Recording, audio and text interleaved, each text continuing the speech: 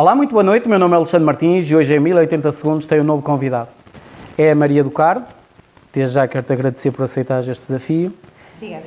E para quem não te conhece, quem é a Maria do Carmo? Olha, a Maria do Carmo é uma pessoa muito feliz com a vida. E além de fazer muitas coisas, é toda virada para a arte. Além de ser mulher, além de ser mãe. O que é que eu te posso dizer mais? Que sou muito feliz e que adoro a vida. Quando falaste em artes, onde é que nasce essa tua paixão pelas artes? Olha, desde pequenina, eu sempre adorei cantar, sempre adorei, gostava de representar, é das poucas coisas que ainda não fiz foi representar.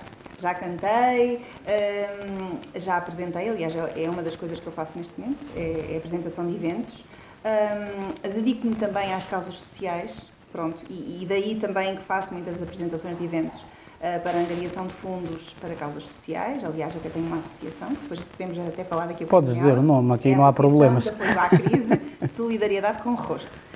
Tem sido um bocadinho difícil implementá-la, mas pronto, penso que agora está a correr bem. Vamos ter um espaço, finalmente, uma sede, onde iremos poder receber as pessoas. Pronto, e como já te disse, apresentação, canto, dança também. A única coisa que de facto não fiz foi representar, mas já tive um convite e acho que vou aceitar, para fazerem uns sketches humorísticos com uma grande amiga minha.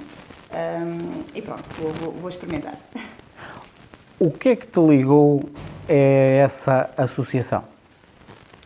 Foste tu que a criaste ou houve um convite? Não, esse é um projeto meu, embora tenha que ter, foi feita a associação, e foi porquê? Porque eu tive uma doença oncológica muito grave.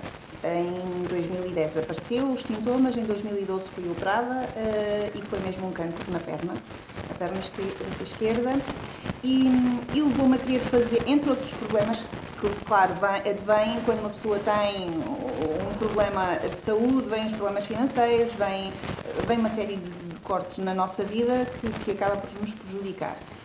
E o que é que eu pensei? Se me safar desta, vou criar uma associação.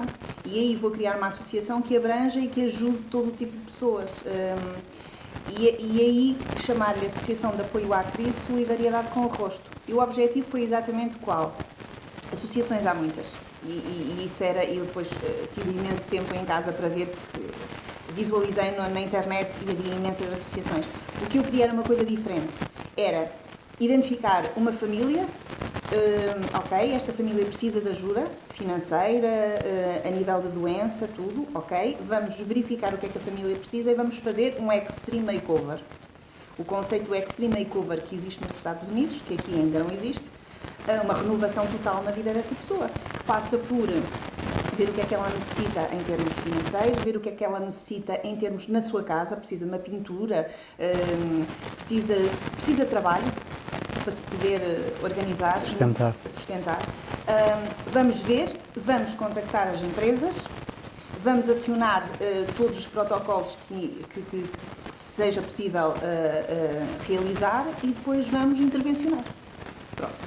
Obviamente que isso tem sido um bocado difícil, porque as pessoas dizem, isso é tudo muito bonito, mas na prática, e tem sido extremamente complicado. Primeiro porque tem sido muito complicado arranjar um espaço, não é? Porque é preciso um espaço para recebermos com dignamente as pessoas.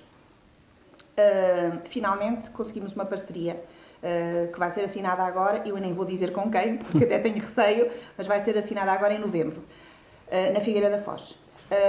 E depois daí, curiosamente, eu já em televisão propus e fiz uma proposta em direto, no sentido de, com uma das televisões, e nesta foi a RTP, que foi na altura em que eu fui entrevistada, era fazer uma rubrica, no sentido de levar lá as pessoas que necessitam, né?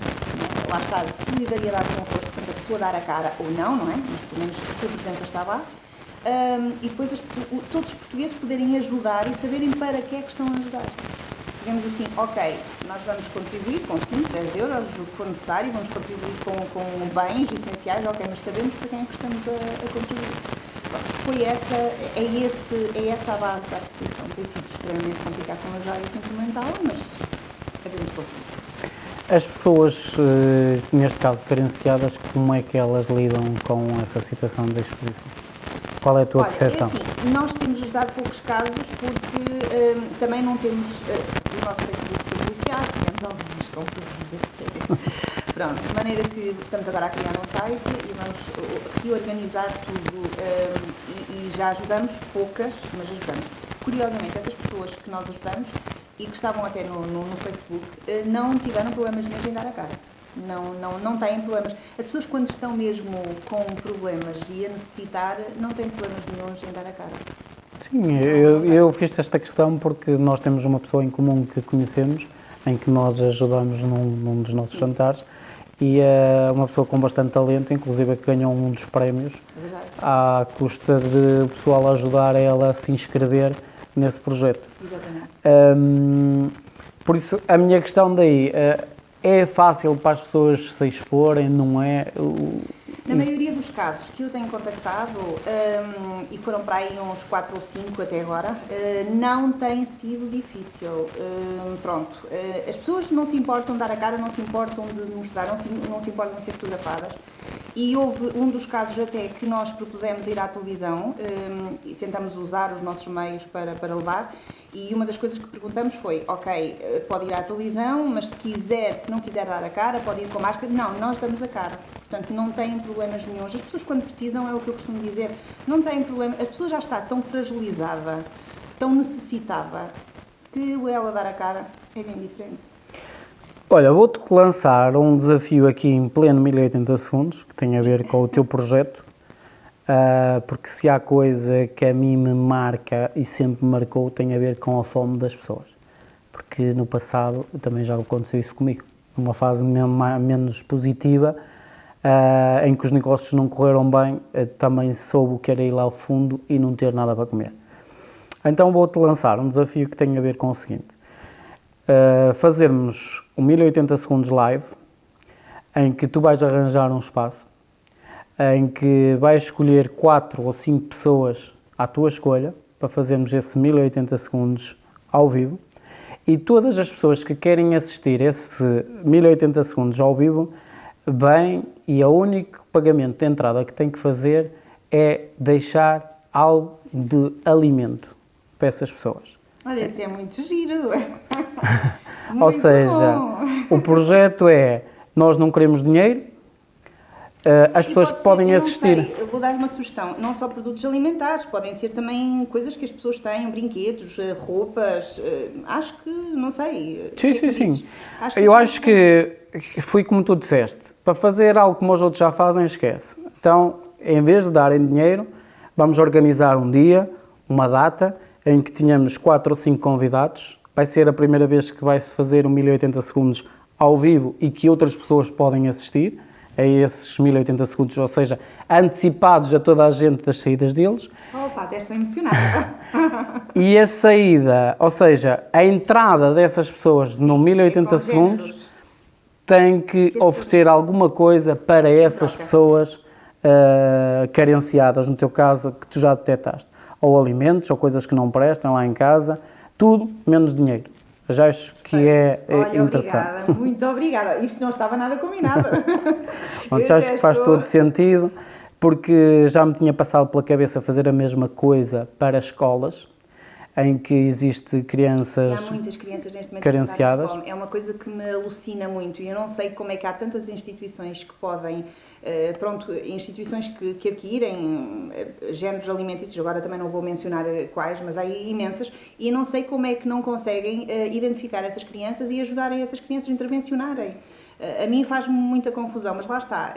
Estas coisas, primeiro que nós nos implementemos no mercado, digamos assim, que sejamos conhecidos, é muito difícil lá chegar, porque as pessoas não acreditam, é mais um, pronto, ok, nós ajudamos. Não é? E foi um bocado difícil aqui, como tu viste, não é? Tentarmos arranjar ali, pronto, mas conseguiu-se. Mas é sempre muito difícil, e especialmente quando é em dinheiro, também ainda mais difícil se torna, não é? Também percebo porquê. A mim, eu vou-te ser sincero, já me tinha passado pela cabeça fazer isto com as escolas, também detectar crianças carenciadas, não lhes dar dinheiro, mas fazer no futuro uma entrada dentro de um live, mas oferecer senhas de refeições, ou seja, as pessoas para entrar basta oferecer uma senha de refeição e a escola identifica quem são as crianças carenciadas e entrega essas senhas por cada criança, mas já que surgiu... Se pode fazer em vários sítios. Sim, Isso por é uma isso coisa... eu estou disponível para o fazer, porque acho que é algo que é social. Há aqui um protocolo excelente. Acho que é interessante e acho que, primeiro, as pessoas nunca viram um projeto deste live.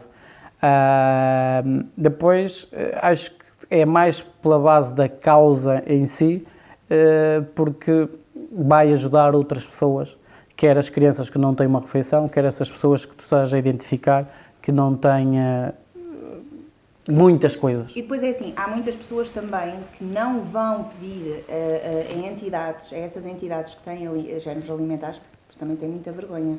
Então existe muita miséria fechada em portas que as pessoas têm a vergonha porque não se sentem à vontade, percebes? De comunicar, dizer o que é que necessitam. Daí nós queremos um espaço, não é? Onde as pessoas se possam dirigir àquele espaço e estejam à vontade a falar e saibam que ali podem dizer toda a informação de que nós não vamos fazer nem divulgar, percebes? É evidente que há aquelas que não se importam de dar a cara, mas depois também há aquelas que também têm um nível social que querem manter, não é? Sim, têm sim. algum receio.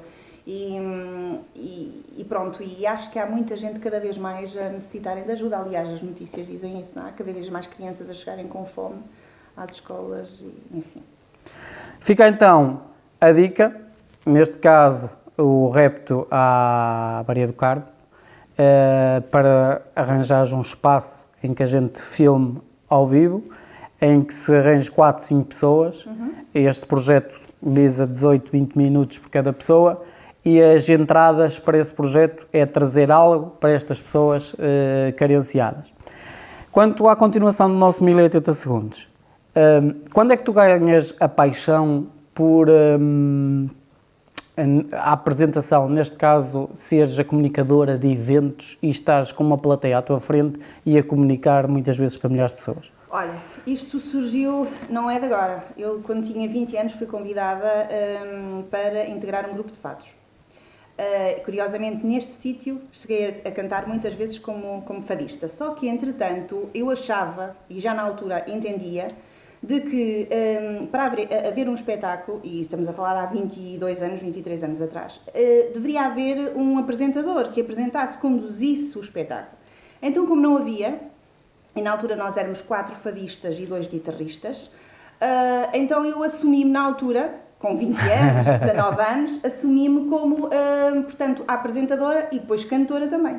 Pronto, tudo começou aí. Então eu apresentava o espetáculo, os fados, cada fadista, o que é que fazia, o que é que não fazia, o que é que ia cantar, porque achava que era de todo um interesse. Punha-me como espectadora e, quer dizer, as pessoas chegam ali, cantam, não sei como é que se chamam, não sei o que é que vão cantar, não sei de onde é que vêm, o que é que fazem, certo? Era um grupo de fados amadores. Pronto, depois, entretanto, obviamente casei, curiosamente também casei nesta belíssima quinta, e depois, claro que vêm os filhos, entretanto tinha um curso também, fiz o curso de Biblioteca, Arquivo e Documentação, depois de ter andado a estudar Direito, mas como vi que o Direito, às vezes, por norma, é sempre torto, então decidi deixar o Direito e seguir o curso de Biblioteca, Arquivo e Documentação. E tirei. E depois, claro, comecei a trabalhar em Vila do Conde, na Câmara Municipal primeiro, depois fui trabalhar para a Biblioteca da Universidade do Minho, depois nasceram os filhos e fiz um intervalo. Depois ali dos 30 até aos 40, por aí, eu fiz um intervalo em tudo, em música, em apresentação, mantive mesmo só com mulher profissional a trabalhar e mãe.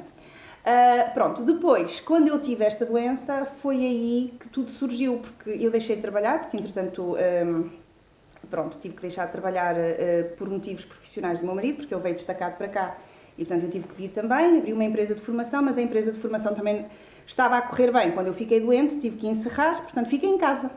Eu disse, bom, os meus filhos estão agora a ficar criados, eu tenho que arranjar uma coisa qualquer para me entreter, então vou voltar à apresentação. E pronto, e foi assim.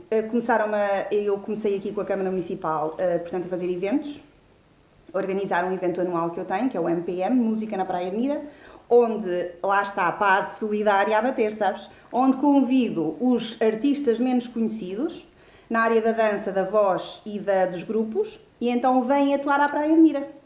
Pronto, e a Câmara Municipal financia. E comecei eu, na altura, também a apresentar. Voltei aos palcos. Pronto, e há cerca de meio ano, em fevereiro, voltei também a cantar.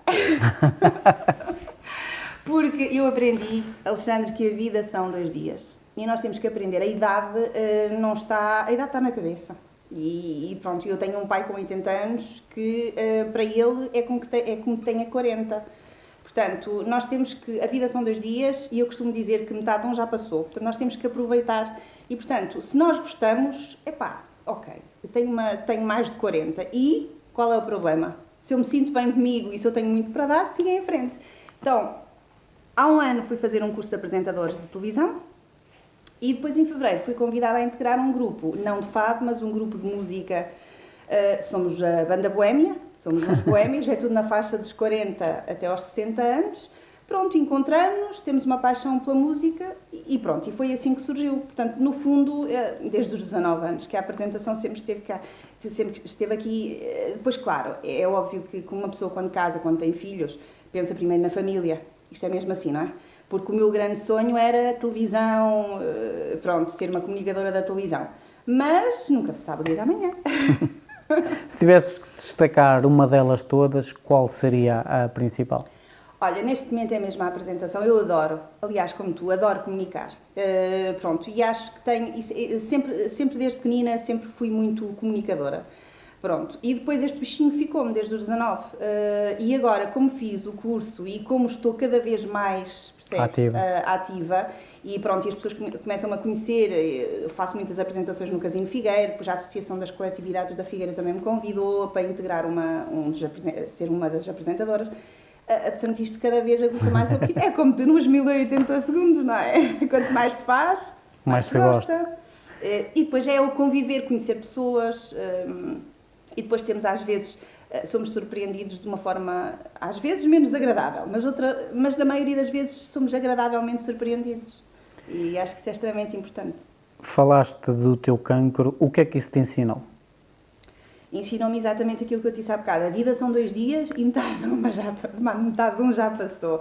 Nós temos que aproveitar a vida ao máximo. É assim, quando tu tens... Eu encarei muito bem na positividade e nunca imaginei que iria morrer disto. Pronto, foi logo quando a médica me disse, no dia em que a minha filha mais nova fazia 10 anos, senhora, olha, a senhora tem cancro e, portanto, está muito mal. Foi assim, textualmente. E eu só me virei para ela, o meu Curta e grossa. Sim, o meu marido lavado em lágrimas, é um choque, claro. Dito assim, quer dizer, também não houve um mínimo de cuidado. Eu só me virei para ela e disse assim, olha, desculpa lá, mas eu não posso morrer. Eu tenho 3 filhos. A mais nova faz hoje 10 anos. Portanto, esqueça lá isso, faça o que tiver a fazer, mas eu não vou morrer disto. Estávamos a falar há quantos anos? 2012. Exatamente, 2012. Dia 13 de 1 de 2012, no dia em que a minha filha fazia 10 anos. E ela, ouça, pronto, nós vamos fazer tudo que nós pudermos e tal, mas pronto, não é garantido. Pronto, mas o certo é que eu estou cá. Tens 3 filhos, que idades é que eles têm? O mais velho faz, quinta-feira, 20 anos. Depois tenho é o Bruno, depois tenho a Sofia com 15 e a Carolina com 13. O que é que cada um deles significa para ti?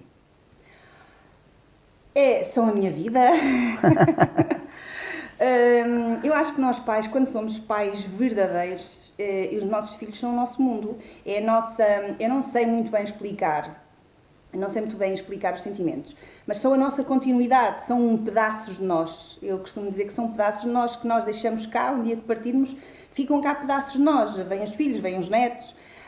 E, portanto, para mim são a coisa mais importante da minha vida, indiscutível. Por isso é que eu, durante um período de tempo, e por isso é que eu abdiquei muita coisa na minha vida, em termos profissionais, da carreira da arte, claro, por causa deles, porque eu quis ser mãe, percebes? Quis acompanhar, quis ter aquilo que eu não tive quando era miúda e era filha única. E, portanto, a minha preocupação foi acompanhá-los. Portanto, eles agora, que já estão com 20, 15 e 13, já estão orientados. E depois são todos muito diferentes, não é? Nenhum filho é igual. E são uma paixão, claro, não é indiscutível. Lembras-te do nascimento dos 3? Lembro muito bem. Dos 3, não é só de um. Pronto, é assim, o que me marcou e que eu me lembro com todos os detalhes e pormenores foi efetivamente o primeiro do Bruno, há 20 anos atrás. Porque é o primeiro, porque toda a vivência, não é? Quando é a primeira vez, nós... Agora, lembro muito bem quando foi as meninas, porque também era um sonho muito grande e nós temos raparigas, e portanto lembro-me dos pormenores, sim, lembro-me de tudo.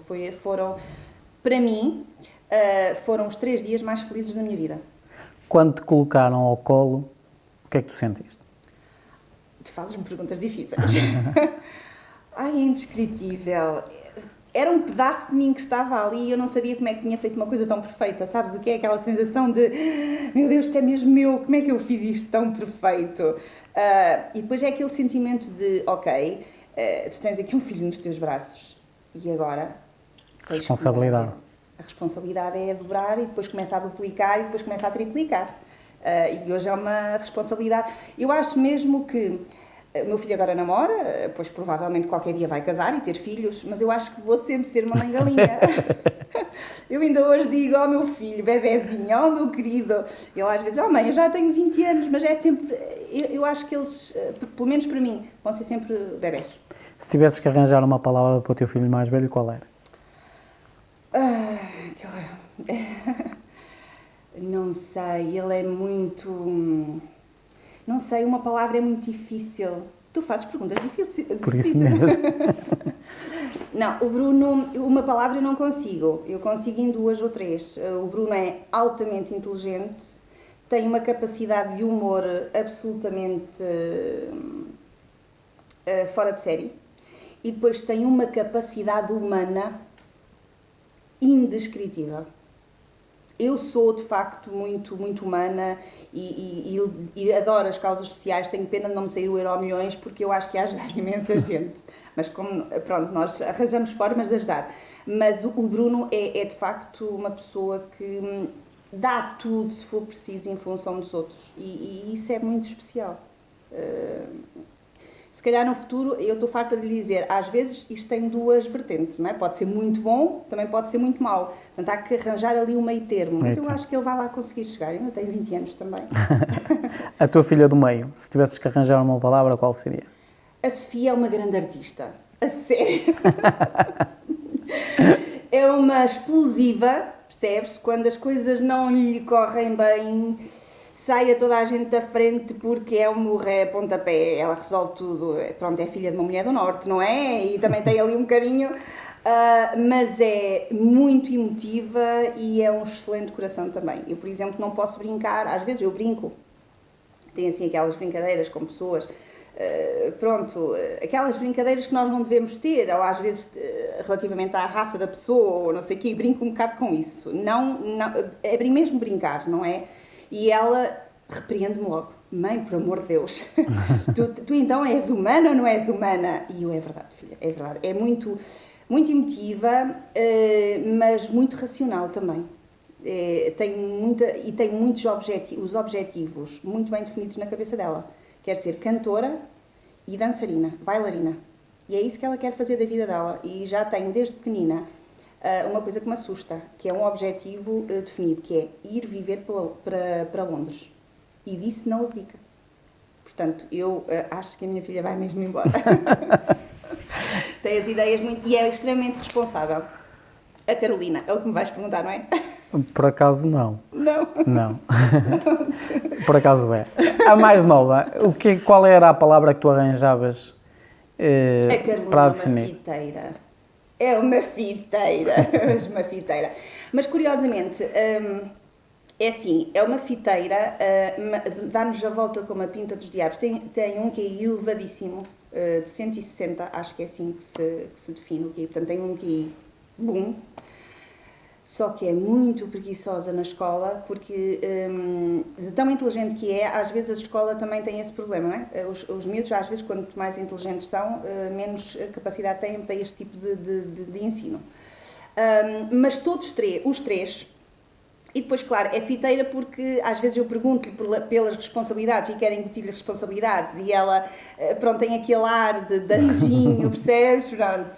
E consegue-nos levar à certa. Mas todos três têm uma coisa curiosa, que são todos muito bons corações. Têm uma capacidade de fazer o bem pelas outras pessoas, estão sempre preocupados. E quando eu decidi criar esta associação com um conjunto de amigos. Eles também estão sempre empenhados, percebes? Em ajudar. Sim, e querem fazer sempre coisas. Obviamente que até agora tem sido limitado, mas agora se calhar até é possível eles também colaborarem. E são sempre muito empenhados na ajuda das pessoas. E os animais é uma coisa. Aliás, lá em minha casa já são 6 cães e 8 gatos. Tudo o que é animal vai lá parar a casa. Portanto, já podes ver, é uma família, cada um ao seu estilo, mas somos uma família muito, muito feliz. O que é que significa esta quinta para ti? Este espaço que nos envolve? Pois, este espaço é extremamente importante, porque foi há 22 anos que eu casei. Porque, a primeira vez, porque eu casei 2 vezes com o mesmo marido. Isso é que é inédito. Eu lembro-me perfeitamente... Fui para confirmar. Não, a primeira vez casamos pelo civil, porque não era uma opção, nunca fui religiosa e o Carlos também não. E então decidimos fazer a cerimónia na Câmara Municipal da Figueira de Mira, no Salão Nobre, e depois fizemos então a boda aqui. E depois, a segunda vez, casamos, quando fizemos 18 anos de casamento, no dia 18, eu tenho essas manias todas, percebes? Das datas. Fazíamos 18 anos no dia 18, então o Carlos pediu-me em casamento religioso, mas com uma condição, tinha que ser em Fátima, não podia ser em qualquer sítio. Eu na altura até levei para ser abençoado. Eu na altura levei para a brincadeira e o meu pai, lembro-me perfeitamente que virou-se para o Carlos, para o meu marido e disse assim: mas você tem a certeza que quer cometer o mesmo erro 2 vezes? Com a mesma mulher? Eu quero. Pronto, e aí aproveitamos nesse dia e batizamos os miúdos, porque eles, portanto, eu não os batizei, porque acho que a crença religiosa tem que ser, cada um tem que fazer a sua escolha. E como eu tinha sido batizada e obrigada durante uma série de anos a ser de uma religião que eu não queria, e foi preciso eu casar-me para sair, eu entendi que os meus filhos não deviam ser obrigados a nada. E, portanto, eles decidiram que queriam ser batizados pela religião católica nessa altura, mas fizeram a decisão deles e pronto, e nós aceitamos. Interessante, porque falas em crenças e eu vou pegar numa pergunta que tem a ver, já alguma vez te passou pela cabeça qual é o sentido da vida? Olha, já me passou muitas vezes, mas eu não gosto muito de pensar nisso, sabes? É assim, porque eu não gosto muito de pensar nisso. Eu quero acreditar de que nós, quando morremos, existe alguma coisa do outro lado, mas também não me preocupo muito bem em perguntar o que é que existe do outro lado, percebes? Acho que era muito, muito pouco se nós andássemos aqui neste lufa-lufa, nesta vida diária, nesta desgraça contínua muitas das vezes, nestes altos e baixos, coisas boas e coisas muito más, para depois morrermos, irmos para o caixão e acabar, como durante anos me disseram que isso acontecia. Tanta gente morre, acaba e um dia mais tarde vimos a ser ressuscitados. Portanto, para mim, eu quero crer que nós, quando morremos, alguma coisa existe do outro lado. Agora, não me preocupo muito com isso. Preocupo-me em viver aqui e o máximo ser feliz, fazer os outros felizes e esforçar-me. Agora, o que acontece do outro lado, não pergunto muito, não me interessa muito por isso. Quais são os teus 3 principais valores como pessoa? Olha, humildade é essencial. A fraternidade e a verdade. Existem outros, claro, mas esses 3 eu acho que é fundamental. A fraternidade, porque é através da fraternidade que sentimos a vontade de ajudar os outros, a verdade, porque para mim a mentira não existe, portanto, e por isso eu sou muito frontal, por isso é que às vezes tenho poucos amigos, porque sou demasiado frontal. O que eu tenho a dizer digo e acabou, e eu sou muito verdadeira. E humildade, porque sem humildade não se vai a lado nenhum, e acho que nós todos devíamos ser humildes, porque hoje estamos cá em cima, amanhã podemos lá estar em baixo e a vida é uma roda e portanto ninguém pode se dizer, estou aqui muito bem, sou rico, tenho dinheiro, tenho saúde, tenho carros, tenho casas, porque a vida dá muita volta. É verdade. Portanto, eu acho que a humildade, dar-nos bem com todos é o essencial e mantermos bem os pés assentos na terra. O que é que tu gostarias de fazer que ainda não fizeste? Representar? É a única coisa que eu gostava, e talvez conhecer alguns países, sim. Já viajei para alguns sítios, mas gostava, um dia mais tarde, quando os meus filhos já estiverem, gostava de conhecer alguns sítios, não é viajar muito, não, há alguns países que eu gostava de conhecer melhor. Se tivesses acesso a todos os recursos possíveis, o que é que tu farias pelo mundo? Olha, primeiro acabava com as guerras, percebes? Primeiro acabava já com as guerras para os desgraçados dos refugiados não terem que sair das suas terras, não terem que sair das suas casas, porque acho que o foco é mesmo ali. E eu também estou um bocado... pela primeira vez dei a cara e meti-me na política, mas acho que vou sair. E isto porquê? Porque a política é tudo muito superficial. Eu acho, e do pouco que eu percebo, acho que o foco principal destes desgraçados, destes refugiados que vêm com os filhos e que morrem e que apanham doenças e tudo e que são traficados, o principal problema está lá. E é lá aquilo que devia ser, que os países todos se deviam unir, em vez de andarem aí a perder tempo, não é? Deviam se unir com força de vontade, irem lá e acabarem com a guerra lá. Não é? E verem o que é preciso fazer lá e fazerem a intervenção lá, para estes desgraçados não terem que sair. Isto está a ser uma confusão a nível internacional por causa dos refugiados. E depois, no meio dos refugiados, não é? Vêm coisas muito boas, mas também vêm coisas muito más. E, portanto, há muita coisa que se podia fazer. Eu, por exemplo, começava por aí, acabar com as guerras e implementar, se calhar, olha, um sítio muito bom que eu acho, por exemplo, é Londres, Inglaterra. Está todo muito bem minado em termos de policiamento, não é? Acontece uma coisa... Câmaras. Há câmaras em tudo quanto é sítio. Obviamente que há sempre criminosos, há sempre desgraças, não é? Mas pelo menos, não, é assim, eles não podem dizer que é culpa deles, percebes? Portanto, eles atuam. E é assim que se devia fazer em todo o mundo. Acabar com as guerras, sei lá, há tanta gente bilionária que podiam ajudar, se calhar se dessem um bocadinho, se todos nós, ou especialmente aqueles mais ricos, se dessem cada um deles um bocadinho, não é? Dava para ajudar se calhar milhões e milhões de pessoas, percebes? Se calhar eu fazia isso, por isso é que eu há bocado disse, me saísse o Eurovision já. Muito mais pessoas. Muito mais pessoas. Tenho muita pena, de facto, porque nós vivemos aqui tão pouco tempo e nós, pronto, eu não posso me queixar porque já tive baixos, agora estou mais ou menos, não podemos ir a altos, mas há tanta gente que vive em desgraça profunda. Aliás, tu sabes, todos sabemos. Falaste em desgraça. Qual foi o momento mais difícil que tu tiveste que te fez crescer? Atenção que eu vou repetir a questão porque ela tem um foco.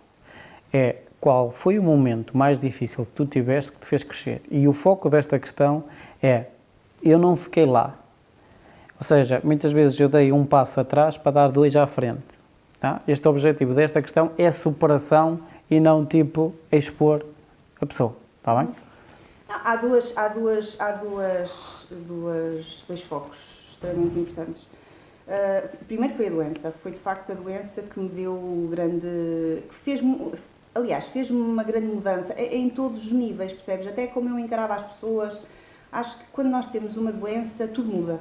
Percebes? O resto deixa de fazer sentido. Sim, deixa de fazer sentido. Quando tu tens dia e hora marcado com a morte, isto é mesmo assim, falando bem depressa, muitas coisas que para ti tinham muito significado deixam de fazer, percebes? E então tu passas a ligar a pormenores que na altura não faziam significado nenhum para ti. Percebes? Como simplesmente o ir passear à beira-mar, pronto, esses pormenores. Esse foi uma das alturas mais importantes da minha vida. Agora a outra foi mesmo um corte que eu tive com uma pessoa familiar muito próxima, mas porque disso dependia a minha estabilidade emocional e psicológica e também até a estabilidade dos meus filhos, que foi com a minha progenitora. Portanto, eu cheguei aos 40 anos e dei-me conta de que estava doente, com a possibilidade muito, muito, muito provável de morrer ou de ficar sem a perna. Pronto, também foi uma das hipóteses. E dei-me conta de que não tinha mãe, tinha uma progenitora. Epá, isso é das coisas mais terríveis da nossa vida. Quando tu olhas para o lado e não tens mãe, não é? E vês que a tua mãe te renega, que não tens mãe, que tens uma progenitora efetivamente. Depois fazes o historial toda a tua vida, fazes o rebobinar do filme para trás e vens a verificar efetivamente que é mesmo isso. Isso fez-me mudar tudo, fez-me tentar ser melhor mãe, melhor mulher. As causas sociais aí ainda vieram mais ao de cima e pronto, e depois foi a doença, esses dois pontos fundamentais. E depois passei a dar valor a coisas que não dava, por exemplo, eu não dava valor ao meu pai, em detrimento da minha progenitora, percebe? E descobri o meu pai, aos 40 anos, não é? Epá, mas ainda foi ótimo. Foi a tempo. Podia não ter descoberto, imagina se não descobria. Se calhar, e depois é assim, tu pensas, a partir de uma determinada altura, tu pensas assim, epá, se calhar isto até aconteceu bem, ok, cortei com a minha progenitora, mas ganhei e conheci o meu pai que eu não conhecia até aí. Ou, aliás, o conhecia de uma forma inversa, totalmente inversa. Claro, com todos os defeitos que ele tenha, é óbvio, toda a gente os tem, mas os defeitos não eram assim tão grandes. O que é que tu conheceste do teu pai que te ajudou imenso? Olha, uma pessoa extremamente, um pai mesmo, preocupado, extremamente preocupado, que fez aquilo que a outra pessoa não fez, esteve ao meu lado, ia levar os meus filhos à escola, fazia-me comida, não é? Quando eu estava sozinha em casa e não podia mexer, não é? Estava paralisada. Ia buscar os miúdos, ia às compras, quer dizer, uma pessoa com quase 80 anos, não é? Que de repente eu fiquei a conhecer porque não conhecia até ali. O que é que o teu pai te ensinou? Olha, ensinou-me aos 40 e poucos anos que eu nunca devo fazer julgamentos antes de ter todas as provas em cima da mesa. Percebes? Eu já tinha estudado isso em Direito, não é? Nós não podemos julgar sem provas, não é? Claro. Sem factos, não há argumentos. Mas, efetivamente, ajudou-me a dizer assim, quando olhares para uma pessoa ou quando alguém te disser aquela pessoa é assim, é assado, não. Primeiro, investigas, não é? Indagas, conheces, podes perguntar, obviamente, mas faz as tuas leituras por ti só. Isso foi a grande lição da minha vida. Porque eu pensava que conhecia a outra pessoa e não conhecia a outra pessoa. E afinal, imaginava que a minha progenitora fosse de facto uma mãe e que de facto o defeito fosse todo meu, não é? Pronto, a partir de uma determinada altura tu pensas, o defeito é teu, ok, tu és a pior filha do mundo, tu não tens juízo nenhum e tu não prestas, não é? Pronto, o defeito é mesmo teu. Mas depois vês que é exatamente o contrário. Não, é evidente que eu também tenho defeitos, mas os defeitos não são só meus, não. Ela é que é mãe, não é? Eu sou mãe, assim como eu sou mãe para os meus filhos, não é? Ela deveria ser mãe para mim. Começa a fazer comparações, percebes? Achas que houve manipulação? Manipulação em termos de quê? Da pessoa, da tua mãe em relação a ti? Sim, muita manipulação, muita manipulação. E o que eu tenho a dizer sobre ela é que, assim, eu já lhe disse isso a ela, eu não sou lá está, é como eu te digo, não sou daquelas de falar por trás. Eu já lhe disse a ela frontalmente, ela nunca foi mãe, porque mãe não é dar dinheiro. Mãe não é dizer assim, ok, tu precisas disso, toma lá, precisas de um carro, toma lá, queres um terreno, toma lá, queres uma casa, toma lá. Não, isso não é ser mãe. Ser mãe é quando nós precisamos, os filhos precisam, nós estarmos lá para o bem e para o mal. Claro. Nós temos os nossos filhos e temos que estar lá ao lado deles, nem que eles sejam os maiores criminosos. Eu nunca mais me esqueci, foi uma das coisas que eu referi. Aquele desgraçado que matou, de Cantanhede, que matou aquele fulano muito conhecido em Nova Iorque, agora estava a passar o nome. Carlos o Seabra, Castro. Exatamente, o Seabra que matou o Carlos Castro.